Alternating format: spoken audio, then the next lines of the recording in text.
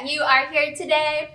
And guys, it is a special Sunday because you're here. We are so excited that you are here with us today. Whether it is your first time or your 100th time, we are just so glad to have you in the room today. My name is Kayla, and I serve on the Next Gen team here at Radiant. And before we get started with all that we have today, I want you to give it up for your city group leaders, your small group leaders. Go crazy. Woo! Y'all, they are the best ever. And I just want to give a quick shout out to our South Tampa crew, our St. Pete crew, our Heights and Brandon. Y'all, we are just so glad that all of you are joining us today. We are in a collection on identity right now, and we started off strong at Vibe. Who loved Vibe?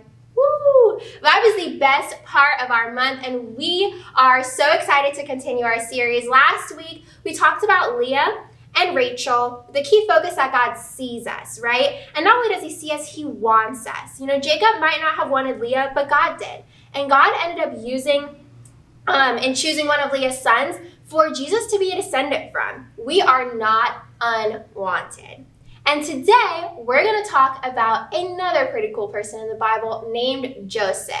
Right where you're at, I want you to say Joseph. Joseph.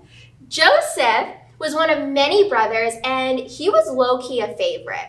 He was having these dreams from God that one day his brothers would bow down to him. He even had a dream that his whole entire family, parents included, would bow down to him.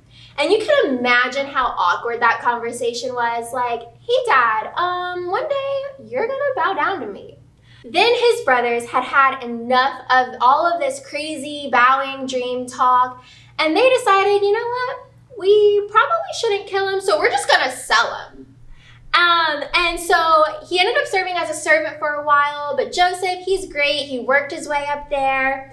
But one day he was accused of things that he didn't do, and he ended up in jail.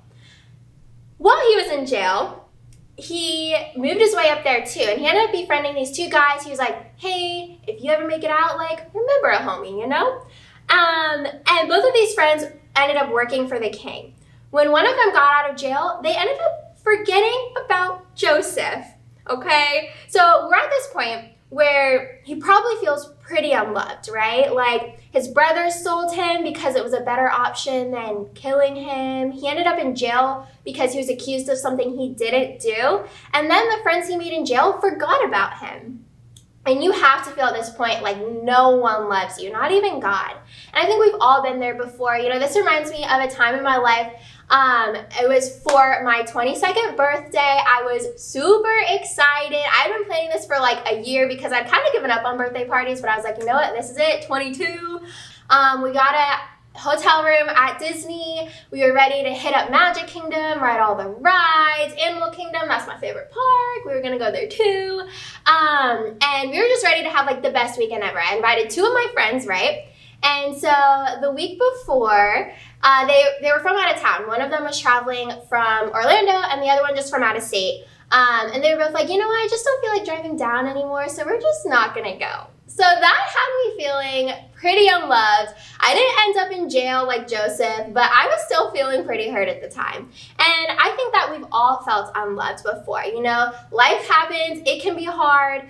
Your friends can leave you out of conversations, they cannot invite you places, people can say mean things about you, and we just end up feeling hurt, unloved, and unwanted. But Joseph can relate. Like, if he heard your story, he would be like, yeah, same. But what we find in Joseph's story is that even in the hardest moments, God is there for us and he loves us. God never stopped loving Joseph. God never stopped fighting for him. And God eventually gives him the audience of the king. And Joseph becomes the second in command over the whole entire area. He eventually is the one that all of his family comes to when they need help, and he ends up forgiving his brothers. It is like the most beautiful story ever. And this just shows us that even though we might go through seasons where we feel unwanted and loved, God will never stop loving us, never stop wanting us, and never stop working things out for our good. So we're going to break into groups and talk about Joseph's story. Our key verse is Jeremiah 31:3. The Lord appeared to us in the past, saying, I have loved you with an everlasting love. I have drawn you with an unfailing kindness. He has loved us with a love that lasts forever, and it will never end. It doesn't matter what people do to you, what people say to you. when people in our life try to make us feel unloved or forgotten, God is there for us. We are loved with an everlasting love. So in group, we're going to talk about ways that we have benefited from God's love and ways we can help other people feel the same kind of love. So when you show up to group, make sure you show up and open up. Be honest and real in your conversations, and it's going to be the best time ever.